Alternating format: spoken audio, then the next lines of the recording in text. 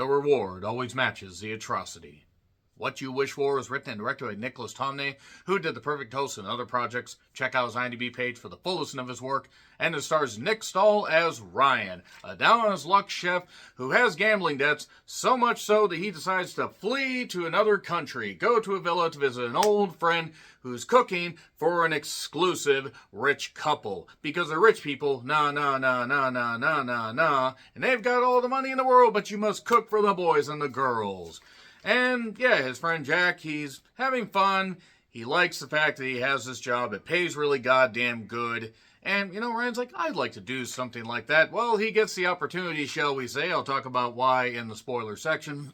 And then everything about this job is exactly what he could wish for. But the problem is, there are things right underneath the surface, and then eventually right out in the goddamn open, where he realizes, holy fucking shit, I done fucked up. So, Nick Stahl was in Terminator 3, and then unfortunately got the lion's share of the blame for that movie not being all that great. Actually, to be fair, considering the other Terminator sequels, that one wasn't that bad. I think he did a pretty good job overall.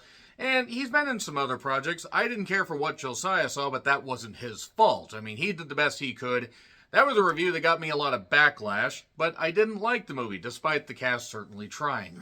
But Nick Stahl turns in a pretty good performance here as Ryan, because you can see the pain on his face, the realization that he got in this particular situation, again, that I will dive into the details of when I get to the spoilers.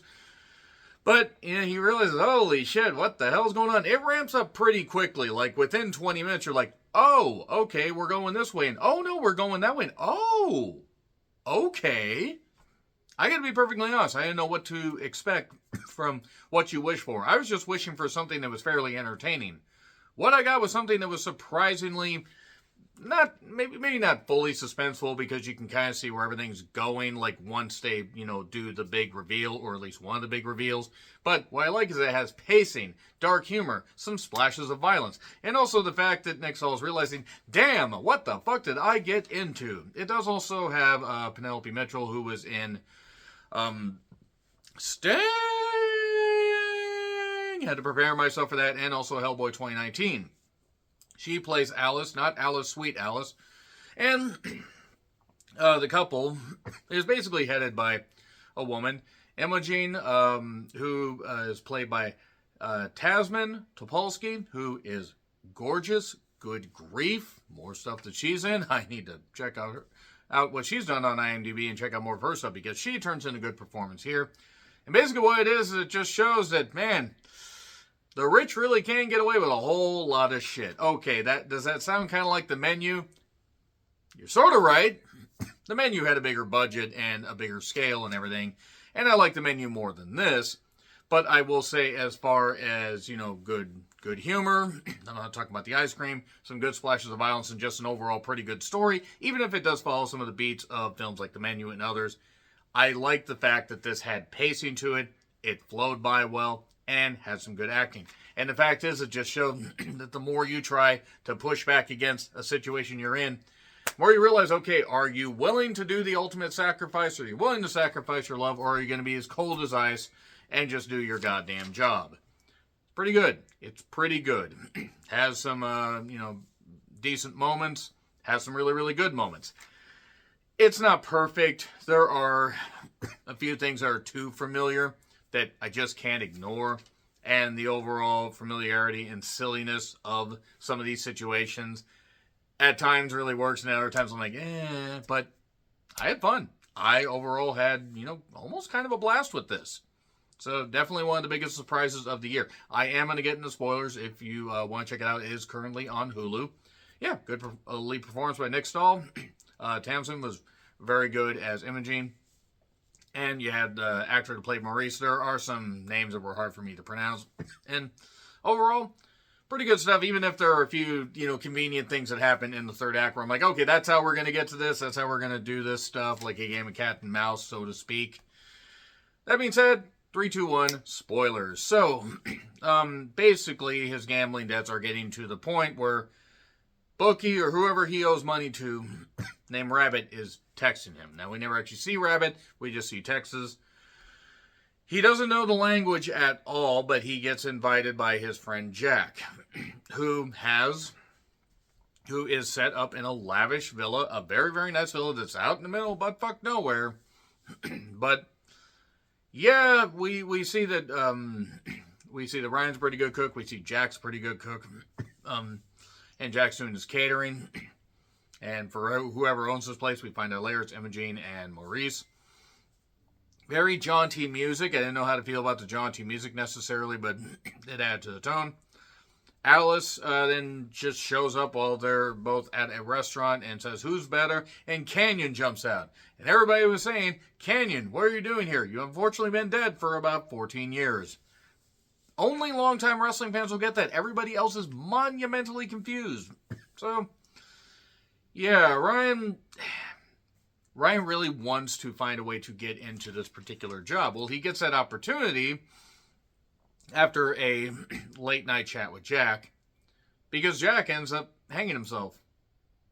Not David Carradine style either. Like, just full something's going on. Like, he did this for a reason. Did he do this because he ended up sleeping with Alice, seemingly? Was the sex really that bad? No. It actually turns out that he was locked in something that he couldn't get out of, and the only way to get out of it was to basically do this. I mean, there's another way. We'll get to that. Ryan decides, hey, wait a second, I checked his account, and he had a lot of money and everything, so I can find a way to assume his identity, which he does. He gets a goddamn fake ID, a UK ID, because that's where Jack is based out of. And he has to dispose of the corpse by throwing it in the goddamn lake. So he assumes Jack's identity. But then time is short, and they get Imogene and Maurice get there, and even though they probably sense that he is not actually Jack, they're like, well, he's the only one we got. And he realizes, like, oh, I'm just going to cook for you guys. Okay, that's fine. He goes out with Maurice, and they're just going around, driving around. It turns out that they cater to a specific clientele. A clientele that pays a lot of money flies in to this and our locations, wherever, to eat. People, they're selected. Yeah.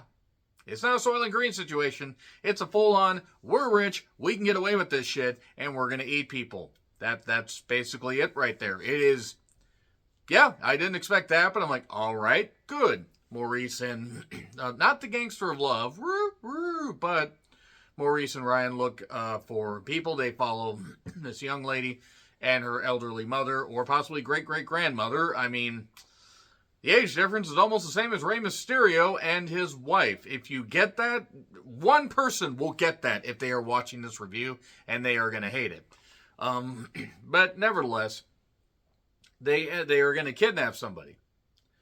Well, that doesn't quite work out with the people, with those two women, because they, sense they're being followed. They fake car trouble. They find this guy, Jose.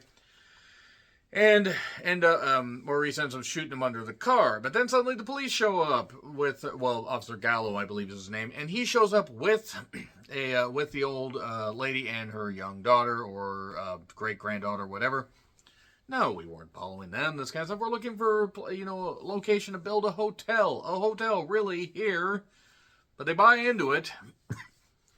And then the idea is, okay, Jack, you have to get to this. We're bringing the body back. You have to gut him and take it out and all this stuff and everything. Oh, by the way, make sure to take care of the tongue, because it's a special request. Sick people. So, anyway, he's in a panic to leave. By the way, they did wire some in advance to him, $50,000, because Rabbit sent a picture of his mother, so he was able to pay off that stuff right there. Hey, here's the account. We never hear from Rabbit again, so that's free and clear. He wants to go get the money in Jack's account, but he's locked into doing this special dinner where he's going to serve a man's tongue, along with other stuff like sorbet and a side of Jose. I'm ashamed of that, but I'm also not. So there's no way to escape. He tries to actually leave. He ends up hitting the gardener and fakes the fact that the car got loose. Okay, I mean, it didn't. But Marie says, by the way, once you're here, you can't leave. Because you can check out any time you like, but, well, you can't ever leave. It's the hotel, not California. There was talk of this Chef Greta that left. She made a deal with the people, the agency, so to speak. That's all we know about them. Where she refused payment, she cooked a meal, and they loved it, and she was able to leave. More on that in a bit. He gets to cooking, doing all this stuff.